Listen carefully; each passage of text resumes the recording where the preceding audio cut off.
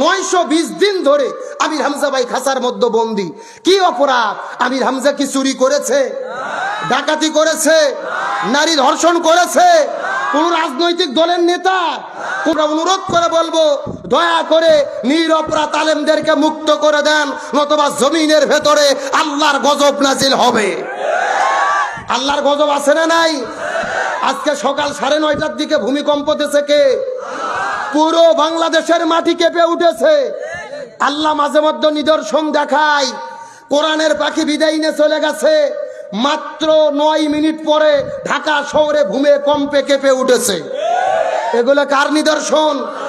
আল্লাহ এই সমস্ত নিদর্শন দিয়ে জালেমকে শিক্ষা দিতে চাই। সুতরাং আমি বলতে চাই, দয়া করে যা হয়েছে বাদ দেন, আলেমদেরকে মুক্ত করে দেন, কোরআনের ময়দানে ফিরে দেন, কোরআনের কথা বলতে দেন, নতুবা এই জমিনে আল্লাহর পক্ষ থেকে গজব নাজিল হবে। 920 দিন ধরে আমির হামজা ভাই খাঁচার মধ্যে বন্দী। কি অপরাধ? আমির হামজা কি চুরি করেছে, ডাকাতি করেছে, নারী ধর্ষণ করেছে? কোন রাজনৈতিক দলের নেতা? কোন রাজনৈতিক দলও তিনি করে না, অথচ 920 দিন ধরে খাঁচার ভেতরে বন্দী। অপরাধটা কি? অপরাধ হলো একটাই, তিনি জমিনের ভেতরে কোরআনের হক কথাগুলো জাতির সামনে বলেছে, জালেমের জুলুমের বিরুদ্ধে কথা বলেছে। এখন বলেন, কোরআনের হক কথা বলাটা কি অন্যায়? কোরআনের হক কথা বলাটা কি অপরাধ? আজকে সন্তানগুলো বাবা বাবা বলে কান্না করছেন, একটা নজর দেখতে দেওয়ার মতো সুযোগ নেই। সেই প্রিজন ভ্যানের খাঁচার মধ্য থেকে বাবার চেহারাটা দেখছেন, সন্তান ভেতর থেকে বাইর থেকে ডেকে ডেকে বলে, বাবা তুমি কি অপরাধ করেছো, কি অন্যায়, তুমি খাঁচার মধ্যে বন্দী। 4 বছরের ছোট্ট শিশু মেয়ে, সে আর কি বুঝবে? বাবার অন্যায় অপকর্মর কথা তো বোঝে না। সে জিজ্ঞেস করে, বাবা তোমার অপরাধ কি, তোমার অন্যায় কি, এরা কেন তোমাকে বন্দী করে রেখেছে? উত্তর দিতে পারে না। কিন্তু উত্তর দিতে পারুক আর না পারুক, সঠিক উত্তর জানে কে? আরো জোরে বলেন। আমির হামজাকে যেই মামলায় গ্রেফতার করে রাখা হয়েছে, শুনলে আশ্চর্য হবেন। অপরাধ কি? সংসদ ভবনে 2টা যুবক গেছে হামলা করতে, তাদের হাতে ছিল তলোয়ার। এই 2 যুবককে ধরার পরে তাদের মোবাইল চেক করে দেখেছে, তাদের মোবাইলের ভেতরে আমির হামজার ওয়াজ আছে।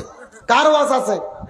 এখন বলেন, কোন বক্তার ওয়াজ থাকা মোবাইলের ভেতরে, এই বক্তার কি অপরাধ?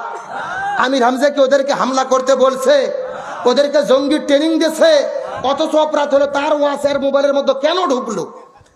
এটাই নাকি তার অপরাধ?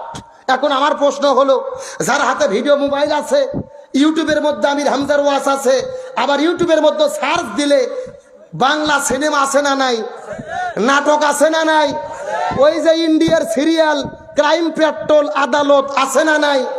এখন আমার কথা, মোবাইলে ওয়াজ থেকে আমির হামজা যদি অপরাধী হয়, এই মোবাইলের ইউটিউবের মধ্যে তো সিনেমাও আছে, ডিপজলের ভেলেনের অভিনয় আছে, মিশা সদাগরের পাঠ আছে। তাহলে ডিপজল আর মিশা সদাগরের পাঠ দেখে আমার দেশের যুবকেরাও তো অনেকে সন্ত্রাসী হচ্ছে, অন্যায় করতেছে। তাহলে বাংলাদেশের এই ভেলেন ডিপজল আর মিশা সদাগরকে বন্দী করা হোক।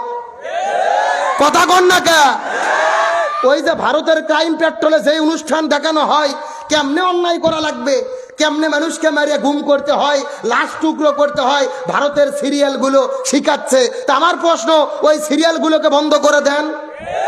আরো জোরে বলেন।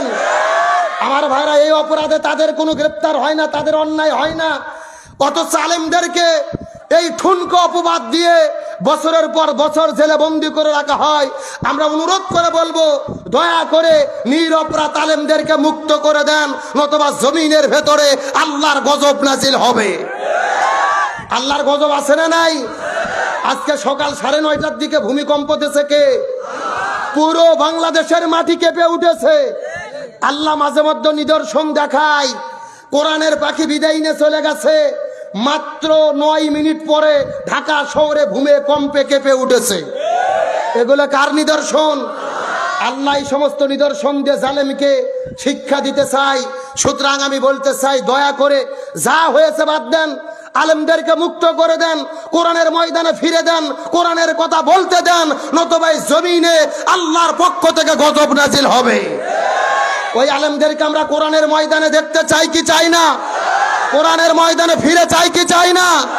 আলেমদের কারা কারা কোরআনের ময়দানে ফিরে দেখতে চাই? দুটো হাত আল্লাহকে তুলে দেখান। আল্লাহর একজন পয়গম্বর হযরত ইউসুফ আলাইহিস সালাম শুধুমাত্র ইমানের পথে থাকার কারণে ইউসুফ নবীকে মিশর দেশের মধ্যে জেলের মধ্যে বন্দী করা হলো। ওই জেলখানার ভেতরে এক নয় দুই নয় ইউসুফ নবী 10 বছর পর্যন্ত বন্দী ছিল। চিৎকার করে বলেন কয় বছর?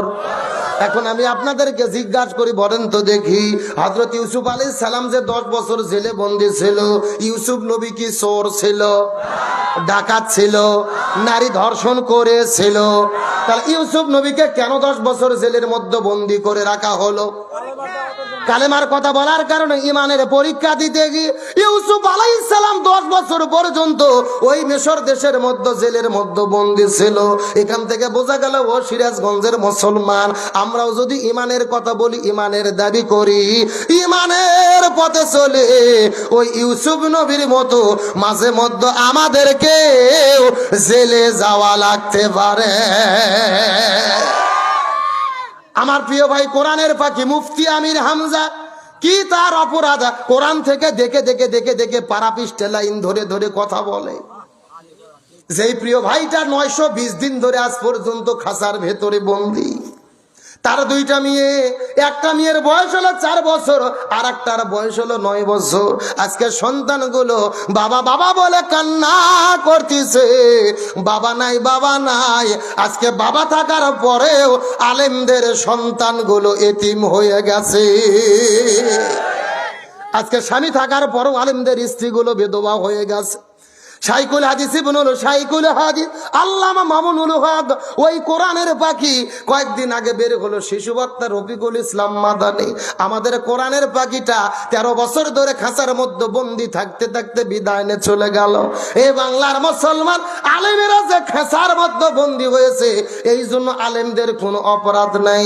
আমার নবী যেই কারণে 3.5 বছর জেলে বন্দী ছিল, ইউসুফ নবী যেই কারণে 10 বছর জেলে বন্দী ছিল,